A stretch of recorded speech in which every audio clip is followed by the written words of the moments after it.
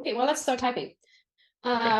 So say I am an immigrant. Oh, no, actually, we need to give it instructions first, right? Do we have to say, hey, ChatGPT or No. No, that's underneath. This is just who are you? So it knows everything about you. Yeah, I am Gogo Bethke, immigrant from Romania, Pennsylvania, Romania, in Transylvania. Transylvania. But I am Hungarian by nationality. I am 41 technically. I'm 41 years old.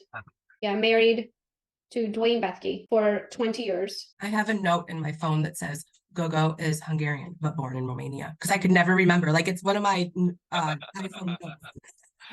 Yeah. I'm 41 years old, married to Dwayne Bethke for 20 years. We have two beautiful boys, 16 and 14. You're gonna put their names in there? Yes, Kobe and Duke. Kobe and Duke Yeah. are 16 and 14 years old. I Tampa. live in Tampa, Florida.